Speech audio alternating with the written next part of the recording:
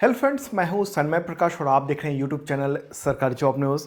कई महत्वपूर्ण टॉपिक्स हैं जो आप देख भी रहे हैं। ये सारे टॉपिक्स पर बात करेंगे अलग अलग डिटेल में। तो शुरू करते हैं। और पहला क्वेश्चन, भारत ने हिंसाग्रस्त देश हैती से डोमिनिक गणराज्य में अपने नागरिकों को निकालने के लिए कौन सा रेस्क्यू अभियान चलाया? यह रेस्क्यू अभियान शुरू किया गया है। आंसर का ऑपरेशन इंद्रावती। तो ये आपको ध्यान में रखना है, ऑपरेशन इंद्रावती। इसके तहत करीब 90 से ज़्यादा भारतीय नागरिकों को डोमिनिकन गणराज्य में सुरक्षित भेजा गया है, क्योंकि हैती में बहुत ही हालात खराब हैं। और इस अभियान की शुरुआत विदेश मंत्री एस जयशंकर ने 21 मार्च को की है। देखिए, कैरेबियाई देश है हैती। वहाँ पर बहुत ही चिंताजनक स्थिति है। यहाँ कई सारे क्रिमिनल गैंग हैं और उन लोगों ने तबाही मचा रखी है, वहाँ बहुत बुरे हाल कर रखे हैं। तो उस देश के बारे में, हैती के बारे में आगे अगले क्वेश्चन में बताएंगे, मैप के ज़रिए बताएंगे।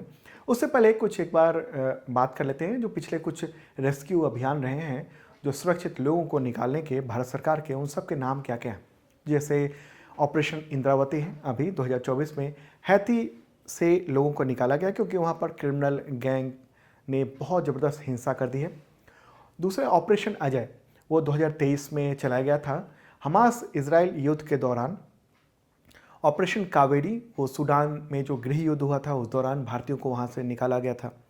ऑपरेशन गंगा, जब यूक्रेन पर रूस ने हमला किया था उस दौरान यूक्रेन से लोगों को निकाला गया था। ऑपरेशन राहत, वर्ष 2015 में यमन में जब संघर्ष हुआ था उस दौरान लोगों को निकाला गया था। ठीक है, इसके अलावा भी कई और विदेशी अभियान हैं, जैसे ऑपरेशन दोस्त जो है वो 2023 में तुर्की में राहत अभियान था, वो रेस्क्यू अभियान नहीं था, राहत अभियान था। इसके अलावा ऑपरेशन मैत्री, वो 2015 में नेपाल में जब भूकंप आया था तब राहत अभियान चलाया गया था। ठीक है, तो ये तो क्लियर होगी बात। अब चलते हैं आगे और बहुत थोड़ा डिटेल में बात करेंगे अगले क्वेश्चन में। तो क्वेश्चन होगा यहाँ पर, क्रिमिनल गैंग की हिंसा के दौरान किस देश में अमेरिका को अपने दूतावास कर्मचारियों को मार्च 2024 में एयरलिफ्ट करना पड़ा? यहाँ एयरलिफ्ट का मतलब ये नहीं है कि एयरपोर्ट से एयरलिफ्ट किया गया। ये आप देखिए कि वहाँ मतलब अमेरिकी सेना को हैती में जाकर अपने दूतावास के छत पे हेलीकॉप्टर लगा के वहाँ से रेस्क्यू करना पड़ा, लोगों को निकालना पड़ा है अपने ही दूतावास से। इसका आंसर होगा हैती। ये एक कैरेबियाई देश है और एक कैरिबियन सी है वहाँ पर, उसी के पास। एक बार मैप के ज़रिए समझ लेते हैं आप। तो ये रहा अपना प्यारा भारत। और अब चलते हैं उत्तरी और दक्षिणी अमेरिका के बीच में। ओके, तो ये देख रहे हैं आप। और ये यहाँ पर जो समुद्र है ना, उसको क्या कहते हैं? उसको कहते हैं कैरिबियन सी। ओके, तो वहीं पर जो रेड कलर में दिख रहा है आपको, ये है हैती। इसकी लंबाई करीब 4000 किलोमीटर है और 250 किलोमीटर की चौड़ाई होती है। राजधानी है इसकी पोर्ट ऑफ प्रिंस। क्या है? Port of Prince. राष्ट्रपति यहाँ के एरिल हेनरी प्राइम मिनिस्टर थे, लेकिन उन्होंने इस्तीफा दे दिया इसी जो क्रिमिनल गैंग की वजह से, उत्पात की वजह से। हैती के बारे में कुछ और बताएं, उसके बाद फिर और डिटेल बताएंगे। देखिए, हैती एक समय में फ्रांसीसी उपनिवेश रहा है और जब उपनिवेश था उस दौरान समृद्ध रहा और फिर काफ़ी चीज़ें, जैसे भारत से ब्रिटिशर्स ले गए यहाँ से बहुत सारी खनिज संपदा और भारत को बहुत गरीब बनाया, खुद अमीर बने। ऐसी ही वहाँ की स्थिति थी। और अभी वो गरीब देशों में से एक है और संघर्ष कर रहा है अपनी अर्थव्यवस्था को बेहतर करने में। राजनीतिक अस्थिरता बहुत ज़्यादा है। प्राकृतिक आपदा, महामारी, इन सबसे लगातार पिछले कई वक्त से लड़ रहा है। यहाँ पर आपातकाल जैसी स्थिति है।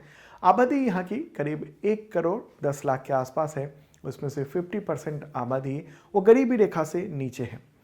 हैती जो है वो फ्रांस से आज़ाद हुआ था 1804 में। बाद में फिर 2 दशकों तक 1915 से 1934 तक अमेरिका के कब्जे में रहा। और हैती में क्या है कि कई सारे क्रिमिनल गैंग हैं। छोटा देश होने की वजह से ये गैंग सालों से बहुत ही प्रभावशाली है, क्योंकि कई गैंग हो गए और उसमें से जो कई गैंग के जो लीडर हैं क्रिमिनल गैंग के, वो पुलिस के चीफ भी रह चुके हैं। ऐसी भी स्थिति है। तो अभी क्या हालात हुए हैं? देखिए, बात है 29 फरवरी की। उस दौरान क्या हुआ, देश में जो मौजूद क्रिमिनल गैंग के लोग थे, उन लोगों ने कई सरकारी संस्थाओं पर हमला कर दिया था और उन्होंने जेल में हमला कर दिया। इसके चलते करीब 4000 कैदी फरार हो गए और भागने वाले जो कैदी थे वो कैदी थे जिनमें मतलब उनमें से कई ऐसे भी कैदी थे जो 2021 में हैती के प्रेसिडेंट जोवेनेल मोइसे उसकी हत्या में शामिल थे। तो जेल पर हमले के समय काफ़ी लोग जो है ना वो मारे भी गए, भयानक हिंसा हुई और इसके बाद हिंसा जो है बहुत ज़्यादा भड़क गई और मार्च में हम लोग देख रहे हैं बहुत ही वहाँ पर हालत ख़राब है। अमेरिका को अपने दूतावास से लोगों को लिफ्ट करना पड़ा है, एयर लिफ्ट करना पड़ा। तो सभी गैंग मिलकर ना वहाँ की जो राजधानी है पोर्ट ऑ प्रिंस, तो वहाँ पर उत्पात मचा रखा है। वहाँ की सरकार ने कुछ वक्त के लिए इमरजेंसी की घोषणा भी की थी, लेकिन वहाँ फिर बाद में वहाँ के प्राइम मिनिस्टर को इस्तीफ़ा देना पड़ा। आपको बताऊँ कि अभी 80% हिस्से पर तमाम जो कई न्यूज़पेपर हैं उनका कहना है, हिंदू का भी, कि 80% हिस्से पर क्रिमिनल गैंग का कब्जा है वहाँ पर। तो अब सवाल ये भी है कि अभी क्यों अचानक हिंसा भड़की है और पीएम ने इस्तीफ़ा क्यों दे दिया वहाँ पर। दरअसल क्या है कि हैती में अभी कुछ दिन पहले तक प्राइम मिनिस्टर थे एरियल हेनरी। तो वो केन्या गए थे, वो केन्या एक देश है तो वहाँ गए थे। और दरअसल हुआ ये था कि जो वो प्राइम मिनिस्टर थे ना, तो उन्होंने बहुराष्ट्रीय सुरक्षा बल यानी मल्टी नेशनल सिक्योरिटी फोर्स को हैती में तैनात करने की चर्चा की थी और उसके लिए वो नैरोबी गए थे, केन्या की जो राजधानी है वहाँ पर। और उसी के बाद से इन जो क्रिमिनल गैंग्स थे उन सबको लगा कि अब तो उन पर कार्रवाई होने वाली है क्योंकि बाहर से फोर्स आ जाएगी। तो उसके बाद से फिर इस प्रधानमंत्री को हटाने के लिए तमाम गैंग इकट्ठे हो गए, हिंसा करने वाले, और बाद में आखिरकार इस्तीफा देना पड़ा। ठीक है, और अमेरिका को क्यों भागना पड़ा केवल, तो देखिए कई लोगों को निकलना पड़ा लेकिन अमेरिका जो है ना वो क्रिमिनल गैंग के टारगेट पर है। हैती में अमेरिका का दखल बहुत लंबा रहा है और जनता में भी इसका विरोध रहा है और इसका फ़ायदा क्रिमिनल गैंग ने उठाया। और वहाँ के जो अब तो पूर्व प्रधानमंत्री हो गए, तो उन्होंने जब मल्टीनेशनल सिक्योरिटी फोर्स तैनात करने की चर्चा की तो क्रिमिनल जो गैंग था वो भड़क गया था, पब्लिक भी साथ आ गई थी। तो पूरा सेंटिमेंट जो ना अमेरिका के विरोध में हो गया था क्योंकि लोगों को ये लगा कि फोर्स की तैनाती अमेरिका की दिलचस्पी है, एक्चुअल में थी भी। तो एकजुट हो गए और हिंसा करने लगे। तो ऐसे में दूतावास को भी वहाँ से निकलना पड़ा, बहुत सारे लोगों को वहाँ से निकाल देना पड़ा है। ठीक है, कुछ लोग हैं, दूतावास चल रहा है और उसकी सुरक्षा के लिए अमेरिका ने अपनी सेना वहाँ पर तैनात की है। ठीक है, तो ये पूरी वहाँ की स्थिति है। तो जो क्या हो रहा है इंटरनेशनल जो रिलेशन है उस टॉपिक में ये बहुत ही इंपॉर्टेंट एक टॉपिक हो जाता है, मुद्दा हो जाता है जो आपको जानना चाहिए था हैती के बारे में। इससे रिलेटेड क्वेश्चन आ सकते हैं और जो ये ऑपरेशन चलाया गया वो जो रेस्क्यू ऑपरेशन वो भी ध्यान में होना चाहिए। चलिए अब आगे बढ़ते हैं, थोड़ा लंबा हो गया, अगला क्वेश्चन लेते हैं। भारत और ब्राज़ील की पहली 2+2 मीटिंग कहाँ पर आयोजित हुई है? आंसर का न्यू दिल्ली में। ठीक है, ये 2+2 मीटिंग और ये दोनों देशों के बीच में रणनीतिक संबंधों को मजबूत करने के लिए मीटिंग हुई। 14 मार्च को आयोजित की गई और भारत और ब्राज़ील के बीच में ये पहली 2+2 मीटिंग थी। ठीक है, तो भारत की तरफ से नेतृत्व जो है विदेश मंत्रालय में जो अतिरिक्त सचिव हैं GV श्रीनिवासन और रक्षा मंत्रालय में जो संयुक्त सचिव विश्वेश्वर नेगी उन्होंने किया। मतलब 2+2 जो मीटिंग होती है वो क्या होता है, विदेश और रक्षा मंत्रालय उनके जो प्रतिनिधि होते हैं प्रमुख वो मिलते हैं। ठीक है, तो इसी तरह से ब्राज़ील के भी प्रतिनिधि मंडल था और दोनों के बीच में रणनीतिक बातचीत हुई है। तो पहली मीटिंग हुई है ब्राज़ील के साथ, 2+2 मीटिंग पहली हुई है और भारत की अब टोटल 5 प्रमुख रणनीतिक साझेदार हो गए हैं जिनके साथ 2+2 मीटिंग होती है।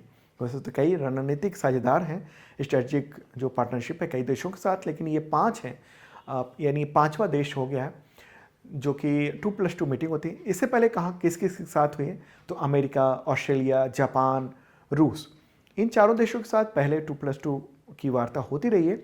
अब ब्राज़ील भी आ गया है और इसमें डिफेंस, स्पेस, ऊर्जा, महत्वपूर्ण जो खनिज है, टेक्नोलॉजी, आतंकवाद निरोध, क्षेत्रीय, बहुपक्षीय, तो इन सब मुद्दों पर ये बातचीत हुई। 2+2 मीटिंग में क्या होता है ना कि रणनीतिक और सुरक्षा मुद्दों पर सहयोग के लिए एक फॉर्मेट है, मीटिंग होती है। तो ब्राज़ील देख लेते हैं, कहाँ पर है ब्राज़ील, ये रहा अपना प्यारा भारत। और अब चलते हैं कहाँ पर, दक्षिणी अमेरिका में, और रेड कलर में जो है वो देख रहे हैं आप ब्राज़ील। यहाँ की राजधानी क्या है, ब्राज़ीलिया, और राष्ट्रपति यहाँ के लूला डा सिल्वा। करेंसी है ब्राज़ीलियन रियाल।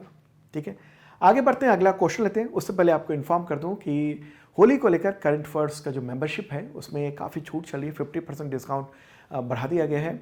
होली को लेकर आप मेंबरशिप ले सकते हैं। करंट अफेयर्स की तैयारी अगर आप करना चाहते हैं तो शानदार तैयारी आपकी हो सकेगी करंट अफेयर्स की, और इसके ज़रिए आपको करंट अफेयर्स का PDF, वीडियो, करंट अफेयर्स का टेस्ट और संबंधित एग्जामिनेशन के टेस्ट सीरीज भी मिलते हैं। देखिएगा जरूर, इस वीडियो के डिस्क्रिप्शन में लिंक है। और PDF ना कई तरह के होते हैं, वन लाइनर भी होता है, MCQ होता है, MCQ नोट्स भी होता है और वीडियो का लिंक भी होता है। और वो PDF डेली मिलता है, वीकली, मंथली, क्वार्टरली, इंग्लिश और हिंदी दोनों लैंग्वेज में होता है PDF, और टेस्ट भी। ठीक है, तो देखिएगा जरूर, इस वीडियो के डिस्क्रिप्शन में काफ़ी डिस्काउंट चल रहा है आप सबके लिए। तो अगला क्वेश्चन होगा, प्रवर्तन निर्देशालय। प्रवर्तन निदेशालय यानी इन्फोर्समेंट डायरेक्टरेट यानी ED ने किस मुख्यमंत्री को मार्च 2024 में गिरफ्तार किया? आंसर होगा अरविंद केजरीवाल। ठीक है, ED ने दिल्ली शराब नीति जो केस था, मामला है, उसी में को लेकर चीफ मिनिस्टर अरविंद केजरीवाल को 21 मार्च को 2 घंटे की पूछताछ की, बाद में फिर गिरफ्तार कर लिया। और इसी मामले में वहाँ के पूर्व डिप्टी CM मनीष सिसोदिया 13 महीने से, और आम आदमी पार्टी के नेता और राज्यसभा सदस्य संजय सिंह 6 महीने से जेल में हैं। देखिए, अरविंद केजरीवाल गिरफ्तारी के बावजूद मुख्यमंत्री बने रहने वाले वो देश के ऐसे पहले व्यक्ति हैं। ठीक है, अब तक कई मुख्यमंत्रियों की गिरफ्तारी हुई थी, लेकिन होता ये था कि गिरफ्तारी के जस्ट पहले या ठीक बाद में वो इस्तीफा दे दिया करते थे। जैसे लालू प्रसाद यादव जब मुख्यमंत्री थे उस समय गिरफ्तारी CBI की ओर से हुई थी, लेकिन उन्होंने फिर इस्तीफा दिया था। इसी तरह से हेमंत सोरेन जो आप देख रहे हैं, उनको गिरफ्तार किया गया था ED के द्वारा, तो कुछ महीने पहले ही, अभी एक आध महीने भी नहीं हुए हैं पूरे, तो फिर उन्होंने भी इस्तीफा दे दिया था। लेकिन अरविंद केजरीवाल ने कहा है कि ऐसा अभी वो मुख्यमंत्री बने रहेंगे, और इस देश का जो संविधान है, कानून है, वो रोकता नहीं है कि अगर आप गिरफ्तार हैं, जेल में हैं, तो मुख्यमंत्री नहीं रह सकते। ठीक है, ऐसा तमाम संविधान विशेषज्ञों का ऐसा कहना है। हालांकि कुछ अदालतों ने ऐसे मामले में पहले जो है वो बयान, मतलब कुछ टिप्पणियां की हुई हैं, कोई ऐसा स्पेसिफिक आदेश नहीं है। ठीक है, तो यहाँ पर इंपॉर्टेंट बात है कि गिरफ्तारी के बाद भी मुख्यमंत्री बने रहने वाले ऐसे पहले व्यक्ति हो गए। आगे बढ़ते हैं, अगला क्वेश्चन। महेंद्र सिंह धोनी ने IPL 2024 में चेन्नई सुपर किंग्स यानी CSK की कप्तानी किस खिलाड़ी को सौंप दी है? आंसर का ऋतुराज गायकवाड़। ओके, तो IPL शुरू होने से ठीक पहले 22 मार्च को, IPL तो शुरू हो चुका है, तो उससे पहले 22 मार्च को महेंद्र सिंह धोनी ने चेन्नई सुपर किंग्स की कप्तानी छोड़ दी और टीम की कप्तानी ऋतुराज गायकवाड़ को सौंप दी। महेंद्र सिंह धोनी जो है वो IPL खेलना जारी रखेंगे, और पहली बार ऐसा है जब चेन्नई सुपर किंग्स की कप्तानी कोई अन्य खिलाड़ी कर रहा है। अगला क्वेश्चन लेते हैं। शंघाई सहयोग संगठन यानी SCO स्टार्टअप फोरम की चौथे संस्करण का आयोजन मार्च 2024 में कहाँ पर हुआ है? आंसर का न्यू दिल्ली में, नई दिल्ली में ये आयोजन किया गया। SCO यानी शंघाई कॉर्पोरेशन ऑर्गेनाइजेशन, उसका ये स्टार्टअप फोरम है, और ये चौथा संस्करण था, न्यू दिल्ली में आयोजित किया गया था। 19 मार्च को ये आयोजित किया गया। ठीक है, ये क्या है फोरम? तो देखिए, SCO मेंबर जो कंट्री हैं उनके बीच में स्टार्टअप बातचीत को व्यापक बनाने, इनोवेशन को लेकर अनुकूल माहौल बनाने, रोजगार सृजन, इन सब को लेकर बढ़ावा देने के लिए ये एक फोरम है। तो शंघाई सहयोग संगठन, उसकी स्थापना हुई थी वो 15 जून 2001 को हुई थी। मुख्यालय बीजिंग, चाइना में है, और इसके कई सदस्य देश हैं जैसे चीन, रूस, कजाकिस्तान, किर्गिस्तान, ताजिकिस्तान, उज्बेकिस्तान है, भारत है, पाकिस्तान है और ईरान भी है। अगला क्वेश्चन लेते हैं। भारतीय मूल के लियो वराडकर किस देश के प्रधानमंत्री थे जिन्होंने मार्च 2024 में इस्तीफा दे दिया? आंसर का आयरलैंड। ठीक है, आयरलैंड। और तो 20 मार्च को उन्होंने व्यक्तिगत और राजनीतिक कारणों का हवाला देते हुए इस्तीफे की घोषणा की है।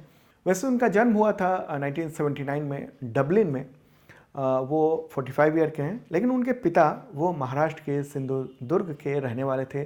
बाद में आयरलैंड में जाकर वहाँ बस गए थे। वराडकर ने मेडिकल की पढ़ाई की और 2017 में पहली बार प्राइम मिनिस्टर बने थे, और कहा जाता है कि वो समलैंगिक है, ओपनली उन्होंने भी कहा हुआ है। ठीक है, तो आयरलैंड, उसकी राजधानी क्या है? डबलिन है। राष्ट्रपति वहाँ के माइकल डी हिगिंस। मुद्रा यूरो है और पड़ोसी देश है उसका यूनाइटेड किंगडम। अगला क्वेश्चन, ग्रेट ब्रिटेन में वेल्स सरकार के पहले अश्वेत नेता का नाम बताएं। आंसर को वॉन गेथिंग। वॉन गेथिंग। तो 20 मार्च को उन्होंने वेल्स लेबर पार्टी के नए नेता के रूप में उनको चुना गया और ब्रिटेन में किसी भी सरकार के वो पहले अश्वेत नेता हैं। तो विधायिका में उनको जो है ना वो बहुमत हासिल हुआ और वेल्स के वो जो विधायिका है उसके वो चीफ बन गए हैं। ओके, और चार्ल्स जो तृतीय हैं, किंग हैं चार्ल्स तृतीय, तो उन्होंने नियुक्ति की अनुमति दे दी, उसका शपथ ली है। तो यूनाइटेड किंगडम जो है ना वो मल्टी नेशनल कंट्री है। उसमें इंग्लैंड भी है, स्कॉटलैंड, उत्तरी आयरलैंड, वेल्स भी है। ठीक है, तो ये वेल्स के चीफ बने हैं।